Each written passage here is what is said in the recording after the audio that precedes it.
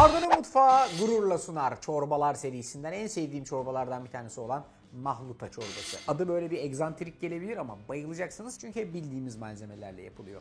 Türkiye'nin farklı bölgelerinde farklı şekillerde yapılan bu çorbaya ben bir iki küçük dokunuş yaptım. Aynen şöyle başlıyoruz. Tencerenizin içine bir tepeleme yemek kaşığı tereyağı, bir tane ince doğranmış yemeklik soğanı ilave edip soğanı hafifçe yağda kavurmaya başlıyorsunuz. Soğanlar pembeleşirken 3 diş sarımsağı ince ince doğrayalım. Sarımsağı da ekleyip şöyle güzelce bir tur çeviriyoruz. Yıkanmış 4'te 3 su bardağı kadar kırmızı mercimek ve yarım su bardağı kadar yıkanmış pirinç ilave ediyorum. Ve tencerenin içindekileri şöyle güzelce bir tur çeviriyorum. Şimdi sıra geldi baharatlara. Tabii ki geleneksel olarak tuz, karabiber, ben az evvel bahsettim ya küçük dokunuşlar diye. Daha önce yapmıştım ve olağanüstü lezzetli olmuştu. İşin içerisine birazcık tohum kişniş ekliyorum. Toz kişniş de ekleyebilirsiniz. Bir tutam tohum kişnişi aldım. Hafifçe havanda eziyorum ve direkt olarak tencerenin içerisine transfer ediyorum. Toz kimyon da koyabilirsiniz. Çok da yakışıyor. Üstüne mutlaka servis ederken koymanızı öneririm. Şöyle güzelce bir her şeyi karıştırırsınız. Ondan sonra da servis edersiniz. Öncelikle şu baharatların bir aromasını şöyle bir tur çevirerek çıkartalım.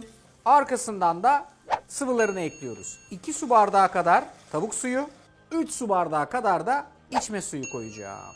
Yani tencerem hem güzeldir hem de fiyakalıdır. Bak şimdi 3 su bardağı da suyu ekledim. Niye fiyakalı biliyor musun? Sadece böyle çelik olduğu için değil yani. Evet gayet güzel çelik. Şu su tutma yerlerinde böyle güzel silikonları var. Bir de güzelliği bunun kapağı. Çünkü bak mesela bunu kapatıyorsun. Bir de içini böyle görebiliyorsun bak şu iç taraftan. Ne oluyor ne bitiyor? İçerisiyle tamamen bağını kesmiyorsun. Efendim karşınızda Fisler çelik tencerem. Çok seviyorum. Hastasıyım. Acayip güzel. Şimdi yapacağım şey şu. Önce yüksek ateşte içeride iyice kaynama noktasına getireceğim bu arkadaşı. Sonra altını birazcık kısacağım. O arada kapağı açıp şöyle bir tur karıştıracağım ki mercimek dibe çökmesin, yapışmasın. Arkasından da kısık ateşte kapağı kapalı aşağı yukarı 35-40 dakika kadar pişireceğim bu arkadaşı. Sonra da mükemmel bir mahluta çorbası çıkacak ortaya. Hadi nerede kaldınız? Çorbanız hazır. Bak aslına bakarsanız böyle hani mercimek çorbasını andırıyor ama tam olarak da öyle değil. Fisler çelik tenceremin bana verdiği yetkiye dayanarak onu alıyorum ve güzelce servis kasesine transfer ediyorum. İçeride her şey hala hafif o dokusunu muhafaza ediyor. Pirinç, azıcık soğan ve görsel olarak bence müthiş bir noktadayız. Evet, bu tip çorbaları genellikle yanında limonla servis etmenizi şiddetle öneririm.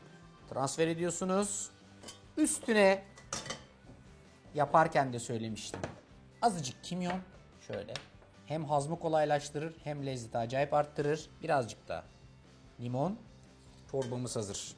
Havalar soğuduğunda şöyle genzimden sıcak bir çorba geçsin diye bir istek geldiğinde net nefis bir çorba. Mahluta. Hepinize afiyet olsun. Bak burada bıraktım size. Hadi. Efendim güzel bir enginar yapmak istiyorsunuz ama böyle restoranlardaki gibi pırıl pırıl tertemiz olsunlar istiyorsunuz. Yani bembeyaz olsunlar.